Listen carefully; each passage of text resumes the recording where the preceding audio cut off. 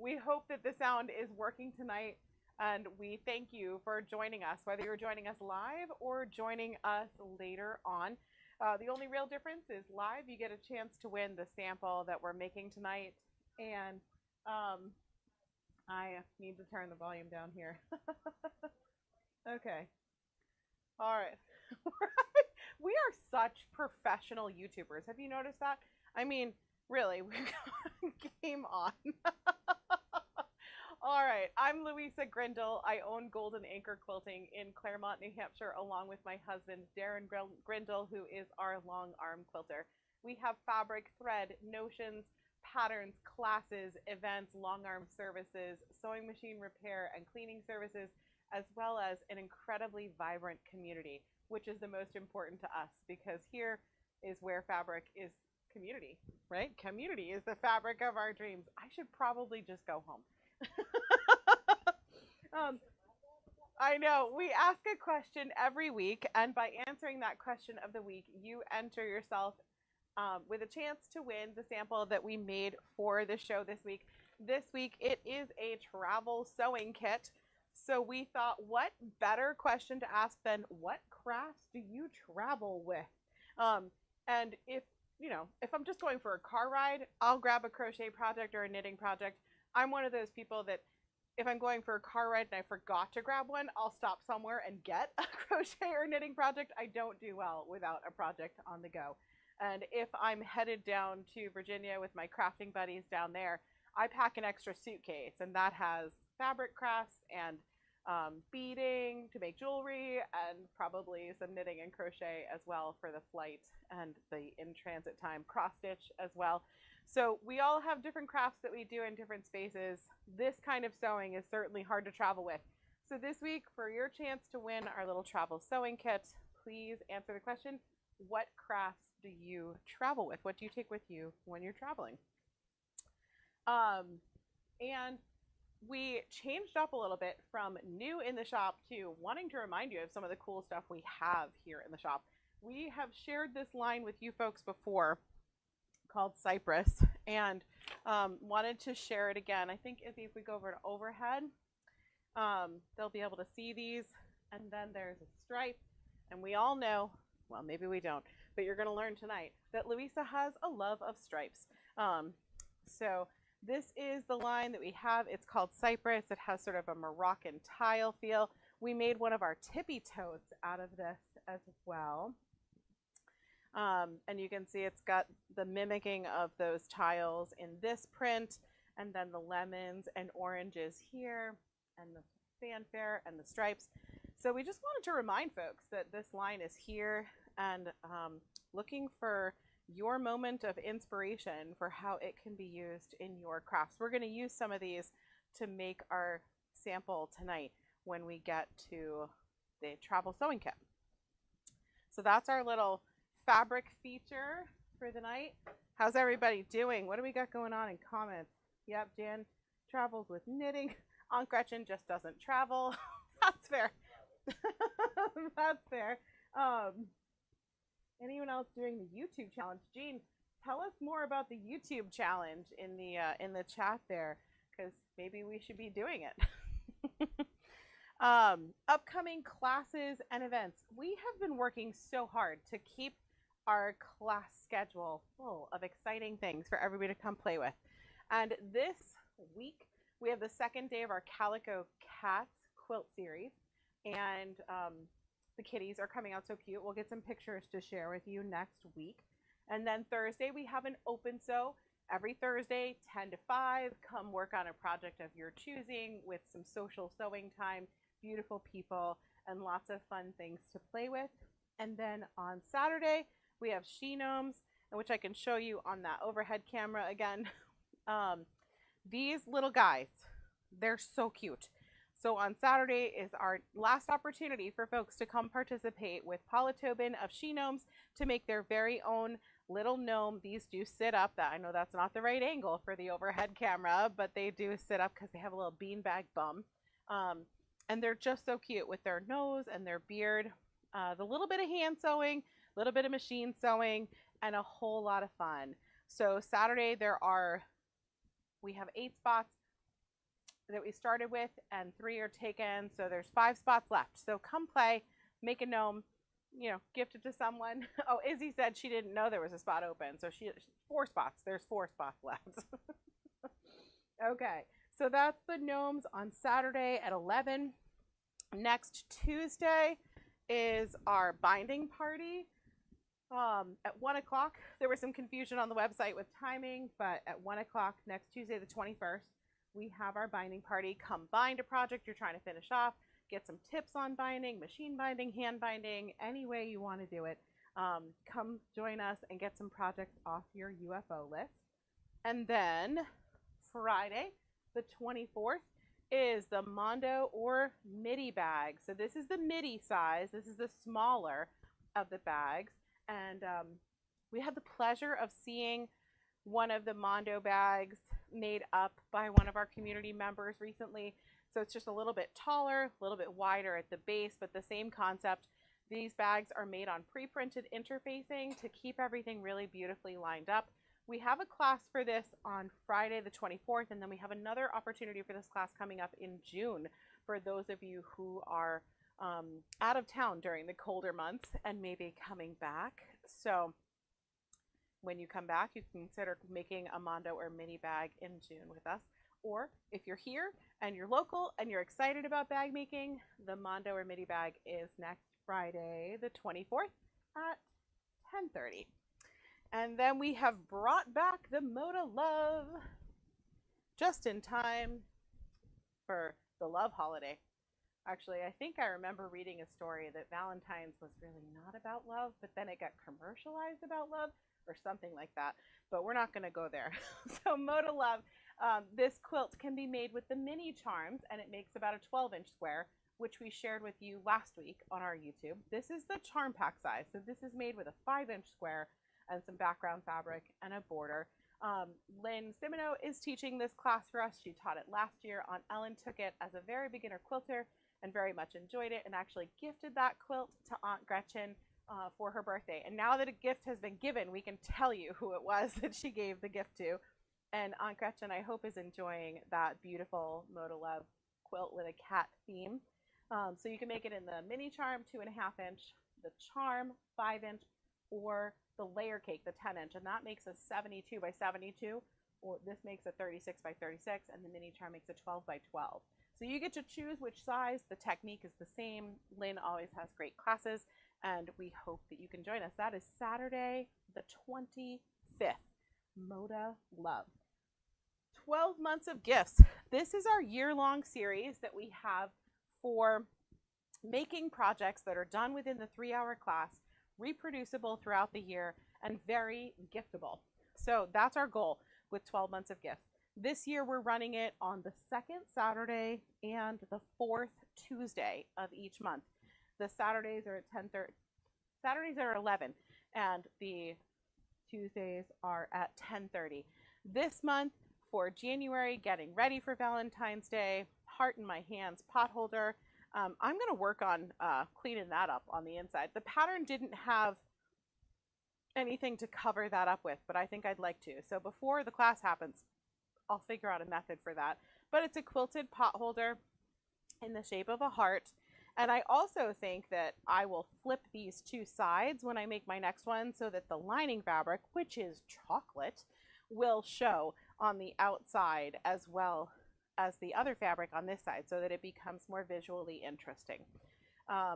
Fairly scrap friendly, maybe like a fat 1/8, fat 1/4, not much fabric, really fun, insole bright, so it's going to keep you protected when you go to use it, and a hang tag there. And that is our January 12 months of gifts on Tuesday the 28th.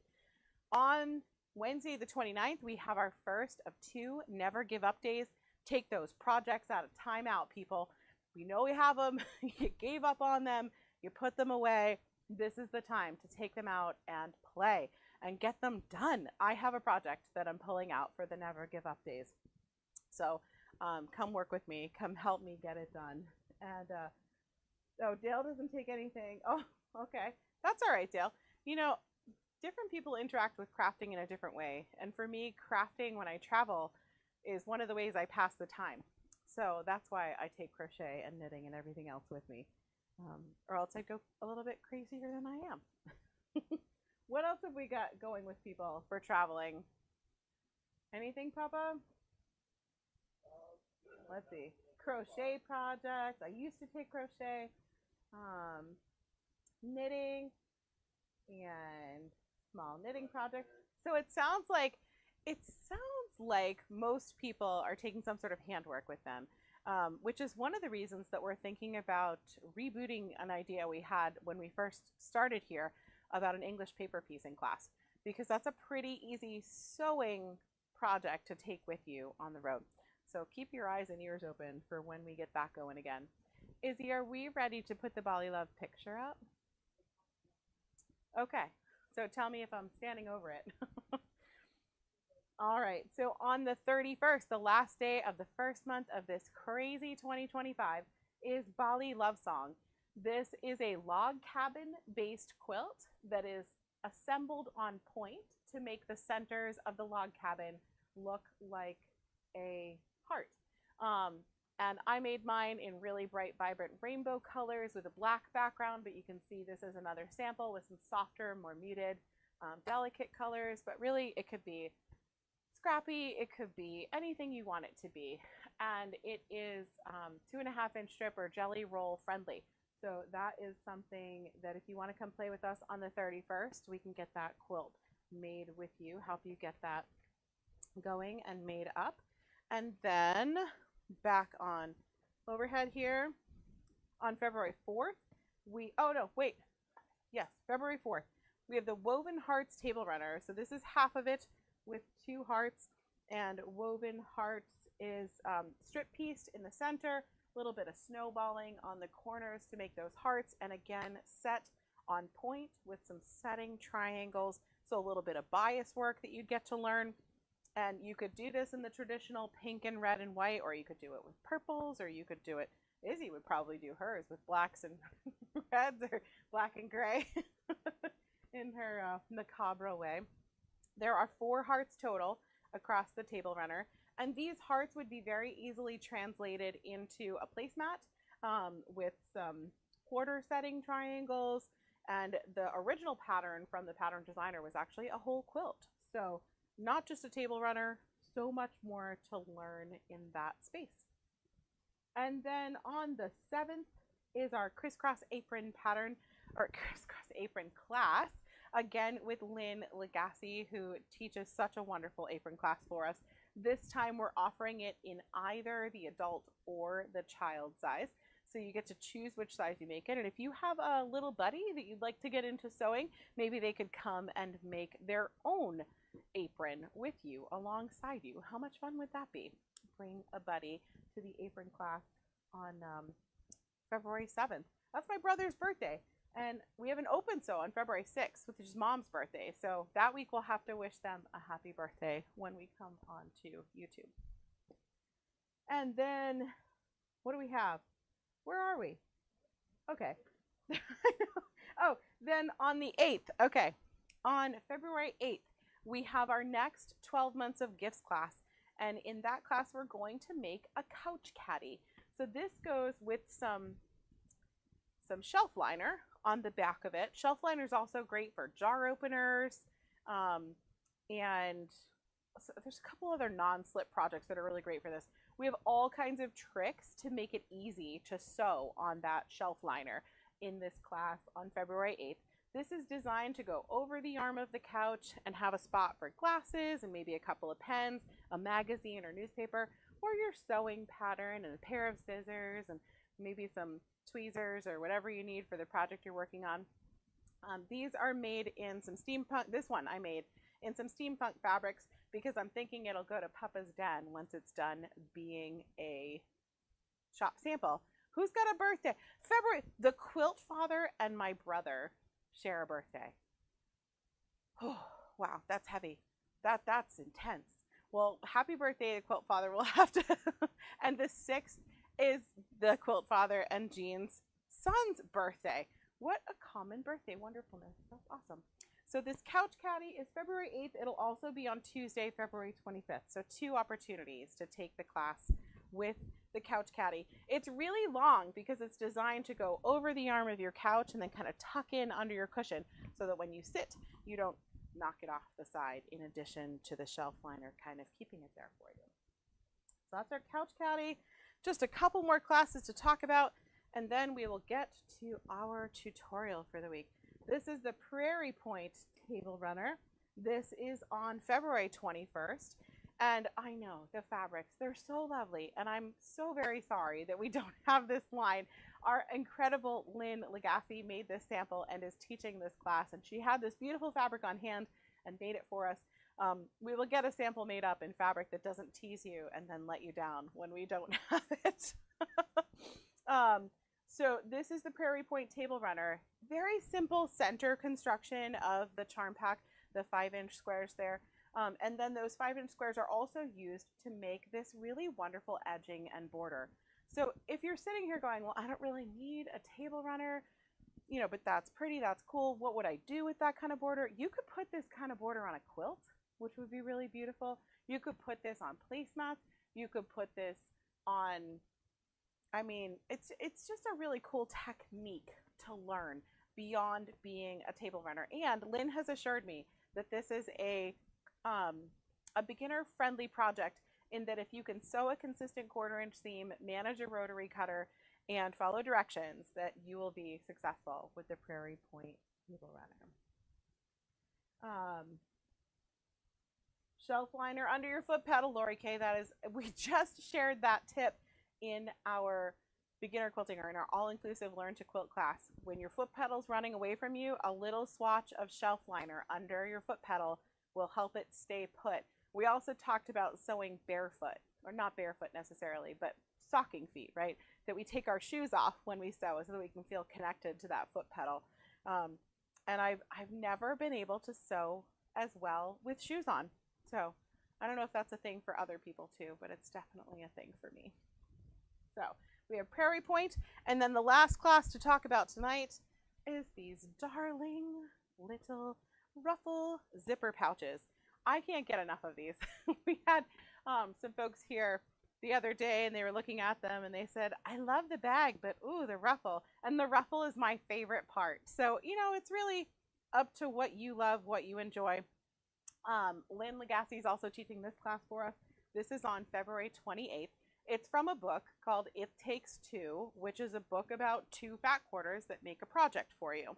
And so one of those fat quarters is the lining and the ruffle, and one is the outside. But she said the ruffles are so easy. You don't need a ruffle foot. You don't need any kind of special foot on your machine. She's got the technique down, and she's ready to teach it. So if you are like me and you like the delicate little ruffle, then come play with us on February 28th in the ruffled zipper class.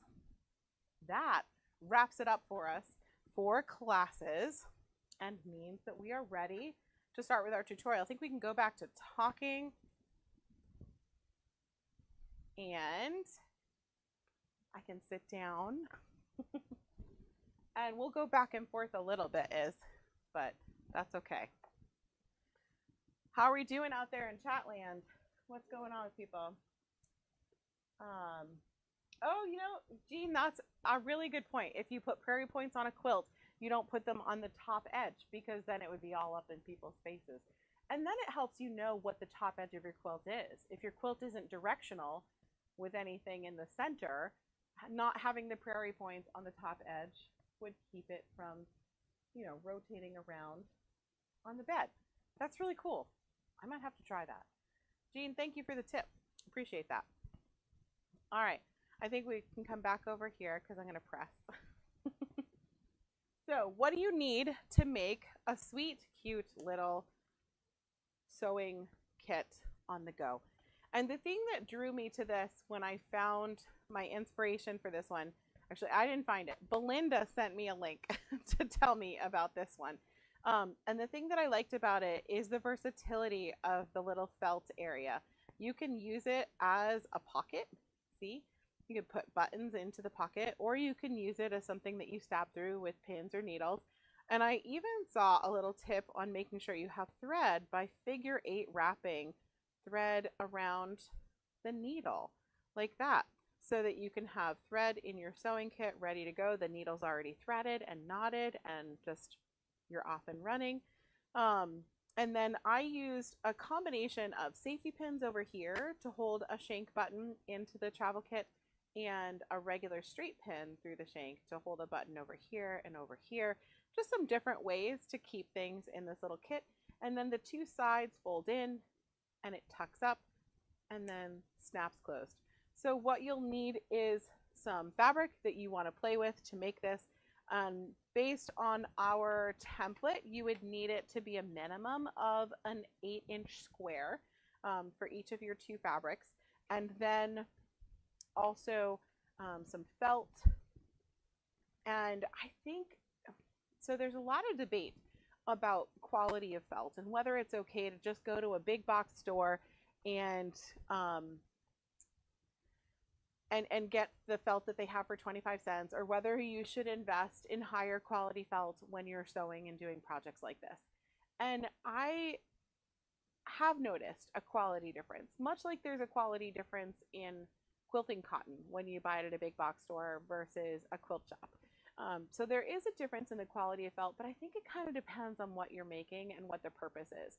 Because this project is going to have you putting pins and needles through the felt over and over again and kind of abusing the felt, if you will, I think I would recommend getting felt at a higher end quality where when you pull on it in either direction, you don't necessarily have separation, where you can't really see through it like you can with some of the felts that you can get in small sheets in the big box stores. So that's my little soapbox on felt related to this little project. So you'll need your fabrics, you'll need a square of interfacing of some sort. On the sample that I made, I used fusible fleece, but if you weren't so worried about the fusible piece, you could probably just use regular batting if you have scrap batting like most of us do. And then you just need a slightly smaller square of your felt to make that inner portion, and thread, and a sewing machine, and a turning tool, and some scissors. And a fabric marking pen will be helpful to make this as well. And what you're going to do to get started is cut the bigger template. Oh, speaking of templates, I'm playing with how to get the template. See, my printer had a tantrum right here. I am working really hard in the background to get these templates onto our website in a way that they are downloadable and printable, so that if you want to play along, you don't have to spend the 2.5 hours trying to figure out a template like I did after I found my inspiration for this project. There wasn't a template, so I kind of had to figure out how to make one. And that was a little bit of a brain twist. But I did create a template, and I even made the little scale 1-inch box.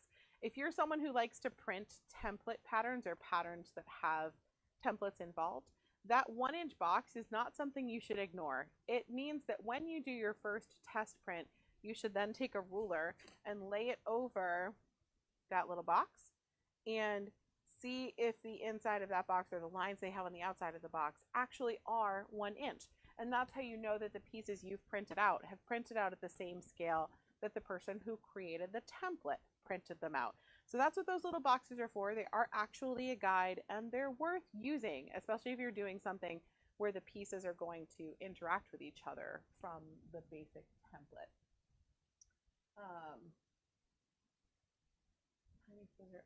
Oh my gosh, Jean, are you serious? There is a pair of scissors that would fit in this teeny tiny little, I mean, this little pocket is 2¼ inches. I might have to make a trip to my neighbor's store and find the teeny tiny scissors. Izzy has a love and adoration of things teeny tiny. She might really enjoy that trip too, don't you think, Boo? For tiny scissors? Jean says there might be scissors that fit in these little tiny pockets. We own scissors? Oh, maybe we do. I have a lot of craft stuff. Okay, so what you're going to do is cut out this outer template, the bigger of the two templates, with your two pieces of fabric. They can be the same fabric or they can be coordinating fabrics, and then one piece of your interfacing as well. And a tip for when you're cutting out shapes like this, I'm not much of a pinner, but that is a moment to pin. So you want to get your layers all pinned together and then use really nice sharp fabric scissors. Another little tip about scissors, label your scissors. We have these in our classroom labeled with paper. It's a note card cut in pieces with the word paper written on it and a little bit of yarn tying it into the handle. There are fancier ones that we could make with embroidery machines, with beads. There's so much fun we could have with scissor fobs. Maybe we should have a scissor fob class. Wow, that could be fun. I know. Izzy just told me my ADHD is showing. So you can label your scissors, and then when you go to grab them out of your drawer, you don't accidentally cut paper with your fabric scissors, which we learned from Rick from Absolute Edge, our mobile sharpening friend, that if you cut fabric or cut paper with fabric scissors, it's the wood grain, the wood fibers in the paper that actually damages the blades of your fabric scissors. So you want nice sharp fabric scissors to cut out those layers. You want to pin the heck out of those layers. And I don't like to necessarily leave the paper in my layers that I'm cutting. I like to cut out the paper and then use a fabric marker to mark the outside edges on my fabric and then cut it out, because I'm not the most precise cutter and I have a tendency to cut my paper with my really sharp fabric scissors when I have a template pinned to layers. So my recommendation would be cut out your paper like I'm doing here with your paper scissors that are marked paper scissors so that they don't get cross-contaminated with your fabric scissors. That was the nurse in me coming out. Cross-contamination is probably not the right word. Help me out here, community. What's the right word? Scissors are so much fun. Yes. Oh my goodness, they really are. So this would be for my fabric, and I would take one of my fabrics and press it open, press it flat, and then lay this on here and take my fabric marker, which I brought in tonight. I know I did. Water soluble or heat soluble or chalk, or honestly, this project is going to swallow the edges of what you're doing enough that it would never be seen if you used a regular ink pen to make this. And then just trace around the outside of your template onto your fabric and pin all the layers together as a whole, and then cut your fabric, your other fabric, and your interfacing all together so that you have the same shapes. And when you do that, you probably want to put one fabric right side down and one fabric right side up, and you're interfacing with the fusible side towards the fabric that will be the outside of your project in the final moment. And you know what? Go ahead and fuse that before you do all of your drawing and cutting as well. And that will keep it more consistently shaped, rather than cutting out this layer and then cutting out the inner layer and then cutting out your interfacing, because little variabilities in your scissors will change how that all works. And then once you have all three layers, wow, my ADHD really is showing tonight. It's right here. Once you have all three layers and you've got your two fabrics right side together and your wrong side fused to your interfacing, you're going to go ahead and stitch around, leaving an opening for turning. Yeah, we can come right down to sewing here. Yeah, and I had done a big project on this machine here the other day, so I thought I would give everybody the little reminder that in between projects, when you finish one and start another, it is worth changing your needle. So the needle screw is somewhere on your machine. That's the presser foot screw. Don't do that one to change your. Here I am. All right, I'm back. So your needle screw. Undo your needle screw. Hold on to that needle so it doesn't drop into your machine, and find a safe place for it so that it doesn't harm you. And then in machines that take universal needles, there's a flat side and an arched side. You want to put the flat side towards the back or whatever your machine tells you to do. When you put that needle up into the needle bar, you want to make sure that visually when you look in, you can see that it's hit the peg that it's supposed to rest against. so that it's all the way in. There is a video that I would recommend you watch if you have an interest in how sewing machines work. I'll see if I can get a link into the description if that's legal. But it's on the YouTube channel called Veritasium, Veritasium, and it is about the genius history of sewing machines, or the genius behind sewing machines. It's an 18-minute video that really helped me visually understand what's going on with the magic in how sewing machines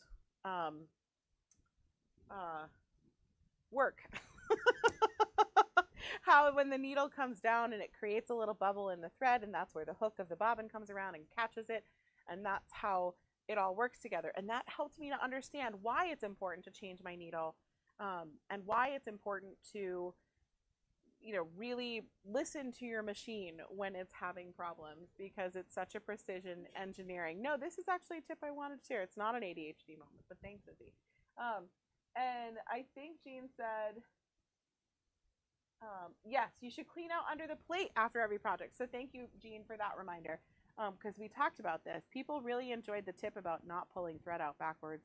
And we have a picture of why you shouldn't pull thread out backwards on my phone, and I'm going to post it on Facebook so you can look there. So this is what Jean means, is that you should clean out underneath here each time you finish a big project. And so much fluff can build up just in this little area.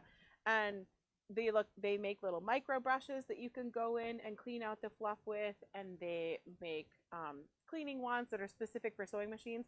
But Jean and I have agreed that probably the most effective is a disposable mascara wand.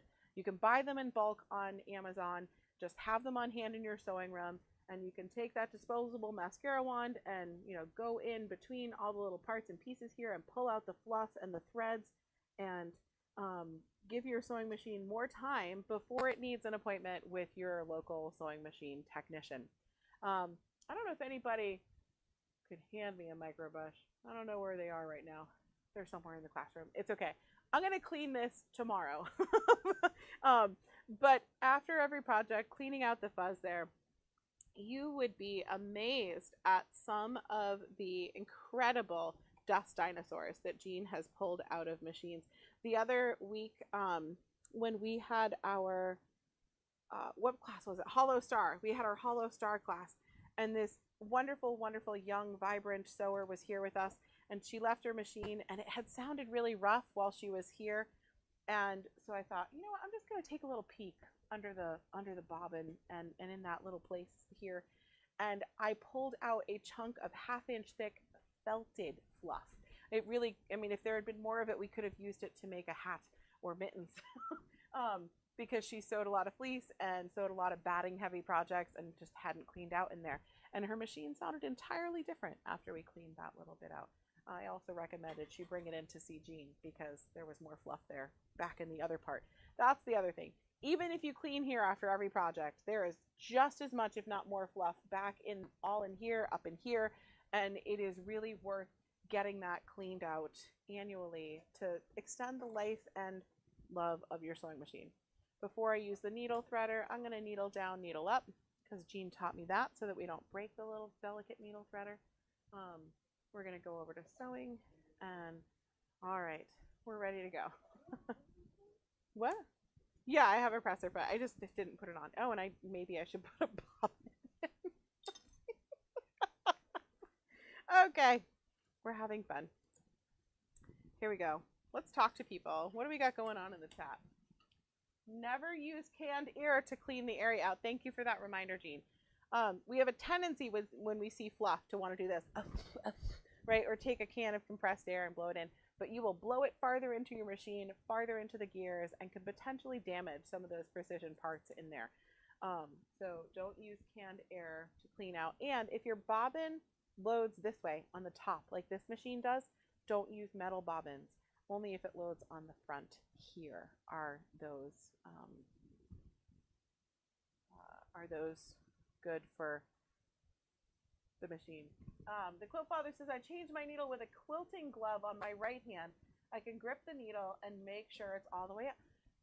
Just full of wonderful tips. Thank you, Quilt Father. We appreciate you. So once you've got all your 3 layers together, you're going to sew almost all the way around.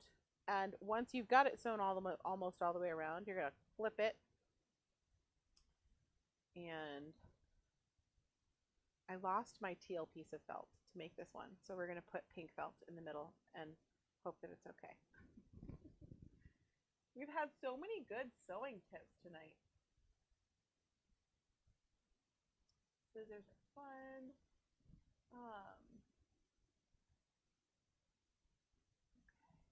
Pattern to look over. February 7th. Yeah, okay. I'm just making sure I'm not missing anything in the chat. I really like to engage with the chat. That's fun. All right. So I'm using my turning tool to just kind of bring those edges out. Well, flip over to overhead again. Yeah. Because he was telling me I wasn't really in the view of the camera while I'm doing this. So turning tool. There is a National Chopstick Day coming up. I forget if it's in January or February. And we're going to use that National Chopstick Day to remind people that, you know, when you get chopsticks from a restaurant, don't chuck them. Even if you don't use them to eat, they make wonderful turning tools in your sewing room.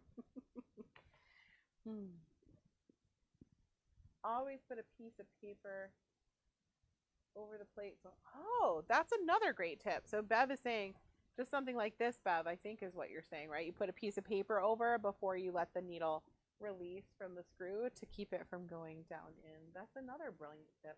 We have such an awesome community. I love this. All right, so we've got that flip done. Oh, I forgot. You're also going to need a snap or some kind of closure. Yep, it's a good week. All right, so I'm just going to tuck those little edges in so that we can sew them. That's a big iron to tuck those in with. I think I'd like my little iron for this one, please. I'm going to be okay, though. But let's see. Do we have any tips out there in the community for how you flip the little edges when you've got a hole to sew closed with top stitching? What do people do to make that easier? Oh, you're okay. You're okay, Izzy. You're going to make it. Izzy didn't sleep last night, so she is taking one for the team here, staying awake long enough to do our cameras tonight. All right, I'm fidgeting with this too much and it's bothering me. So I'm just going to show you on this one. Once you've got that flipped, maybe someone will save me with a tip. On a curve, flip those edges in and then stitch them shut. Can I do it? Maybe I'm foolishly feeling rushed. Maybe people enjoy being with me, even if I'm fumbling. What do you think? Any tips coming through on the chat there, Peppa?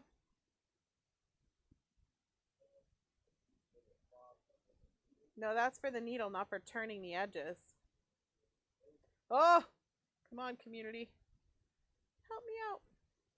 Okay, I just fidgeted with it long enough. Why don't we go back over to sewing and see if I can get this done. All right. We've got the wrong color thread. We've got the wrong color felt. We're doing great today. All right, so we're just gonna top stitch this, and I brought my stiletto so that I could try to keep these edges curved. Let's see if I can make that help me. I did better on the sample that someone's gonna win. Question of the week, ladies and gents, and is if you are traveling, what craft project do you bring with you to keep you occupied, if any? And by answering that question, you get a chance to win the sample that I made in preparation for this week. So you don't have to take the funny colored one that I'm about to make right now. Maybe they want the funny color. You're right, Izzy. I shouldn't assume. This is one of the moments when I really appreciate that presser foot lifting, that pivot function that these machines have, because when I stop with my needle down, I can pivot without having to go back. That's also what a knee gauge is for. If you have a machine that doesn't necessarily have the pivot function but has a knee gauge on it, the knee gauge is designed so that with your knee under the table you can kick it out and lift your presser foot. I learned about knee gauges on my friend Dee's old Bernina. She bought it when her babies were little and she sewed clothes for them, and her babies have babies now and they're in their 30s. And that Bernina is still ticking along, but she had a knee gauge on her machine, and I said, what is this? And that was where I learned that a knee gauge would lift your presser foot for you when you stop without having to let go of your project and go back for the manual presser foot lift. So knee gauges are cool. Any tips come through on how to do those curved edges yet?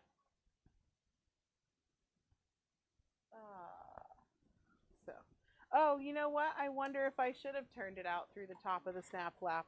That's a good tip, Jean. Has nothing to do with how to do a curve, but it's how to avoid the curve. I wonder. I don't know. That snap flap is kind of narrow for turning, but maybe it would be enough. So once you've got it like this, you want to figure out which side has your interfacing and which side doesn't. And then with the smaller template, back to overhead, please, sweetheart. Thank you. So with the smaller template that you cut out and lay onto your felt, any questions in the chat that we should answer? Just lots of beautiful tips flying. Any new craft projects that people have brought up that they travel with? Okay, we're looking good, looking good. How's our wheel of names, Papa? Is it filling up? All right, that's wonderful.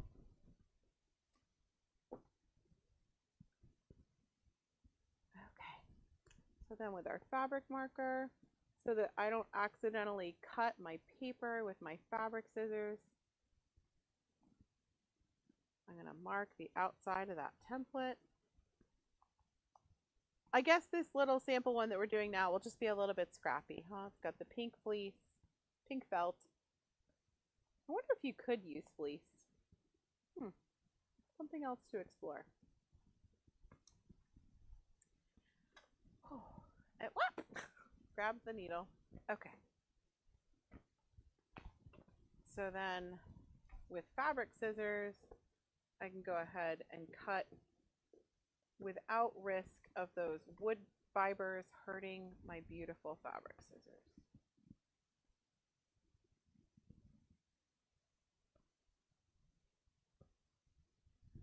Anything else? Let's see. We've got one of the machines. Oh, yeah. Yep. So Jean Corliss learned on a machine that had a knee gauge. How many folks out there have knee gauges in their machines? Or maybe you don't know your machine has a knee gauge. So if your machine has a knee gauge, it has a small port somewhere about here on the front of your machine that has an arm that is angled that goes into the port, typically metal, where it connects to your machine and then comes out and down and kind of U-turns. And that bar lives underneath and you can touch it with your knee to lift the presser foot. If you're wondering what a knee gauge is. It looks like my little template for my fleece was made after I adjusted the sample. So I'm just going to make my hearts a little bit smaller to have them line up a little bit better on the front here. So what I'm going to do on the side that doesn't have the interfacing, so that's on the back side, and the side that does, and I would like that to have more definition, so I'm just going to give it a little scudgy right here, and a little bit more in the center there, and a little bit more right there. I went through about 6 versions of this template. All right, so then you get it in here on the inside of your piece and line it up, and if we can go back over to sewing. And there's some ish in this project and wiggle and fun that you can have. And then I just sewed from point to point with a little back stitch at the start and end to secure those pockets.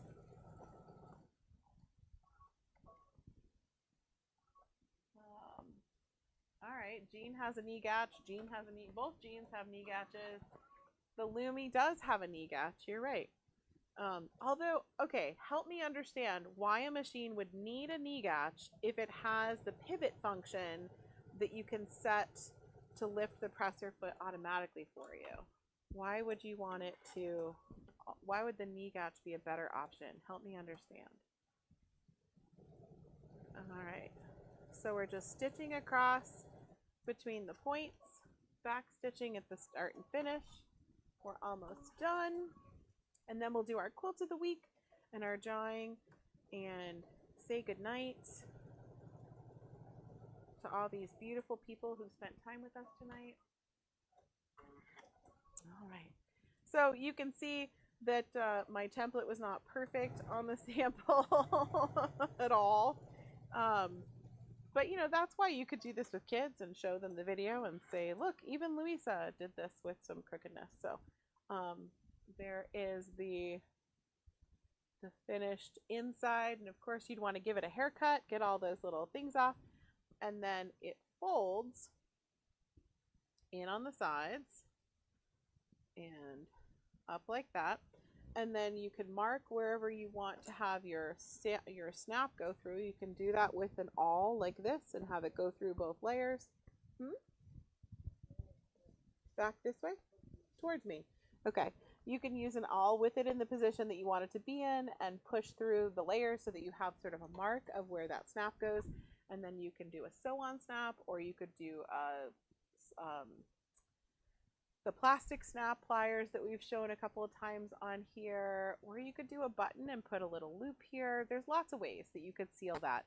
And then you can load it up with your favorite little travel sewing supplies and have something like that. Isn't that fun?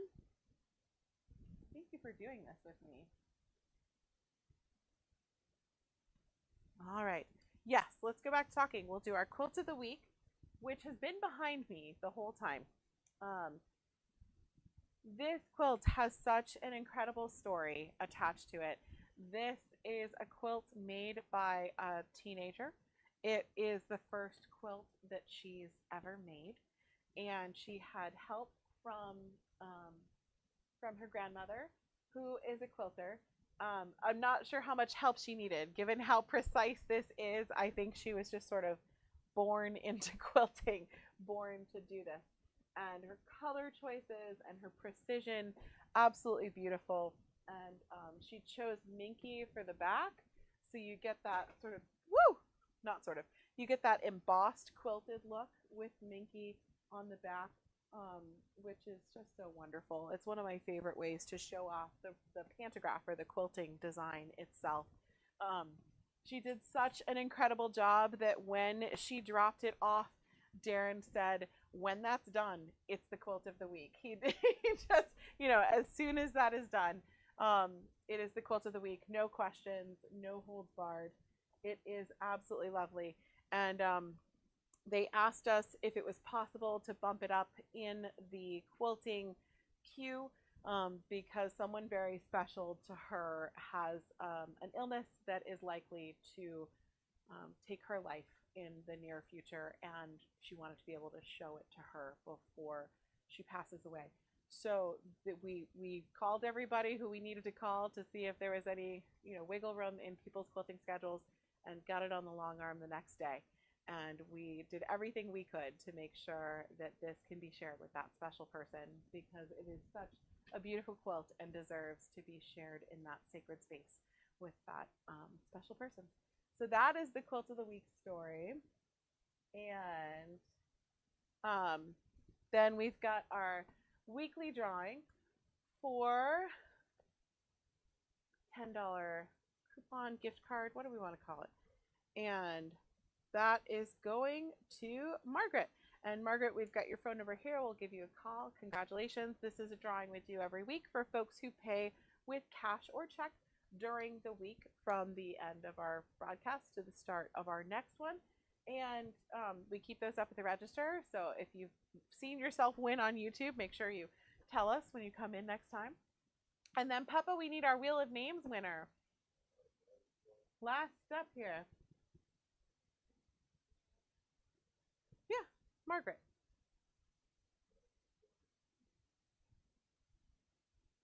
Wheel of Names is working. Mom! All right, Hetty Mom, you have a little travel sewing kit waiting for you next time you come to the shop. Yes, it was a great first quilt.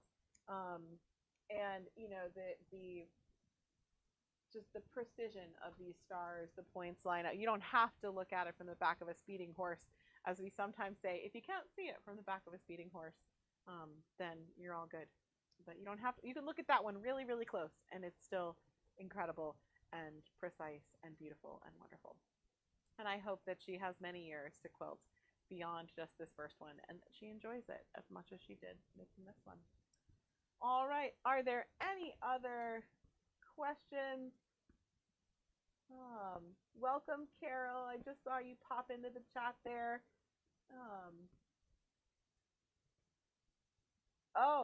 So Karen, I see your question about why you don't use canned air. And actually, Jean Corliss, our sewing machine repair person, also shared that. And she has shared with me that the reason we don't use canned air when we're blowing in and cleaning out our bobbin area is that forceful air of the canned air will blow fluff in places we didn't intend for it to go, like back in deeper into the main gears of the machine, which can actually cause more damage and more breaking. But also there's so many delicate and precision parts in here that the pressure of that canned air within the basically enclosed space of your under your needle plate can do damage to the sensors, to the small springs and things like that can dislodge. So no pressurized canned air on the machine for cleaning that. If you feel like you need more than the mascara wand or the micro brush, a little vacuum. Suck the air out rather than blowing it in deeper into your machine. And what else do we see? I think we're good. I think we've done it all. Did we miss anything, crew? I know. I didn't give Izzy a list today. Papa, you think we're good? All right, then we are at that point in the evening where we say thank you so much for spending your time with us, whether you watched us live or joined us later. We appreciate your views. While you're here, remember to like our videos, subscribe to our channel, and share those videos with people who you think could use a little bit of our sunshine. We are here in Claremont, New Hampshire at Golden Acre Quilting, where community is the fabric of our dreams, and we look forward to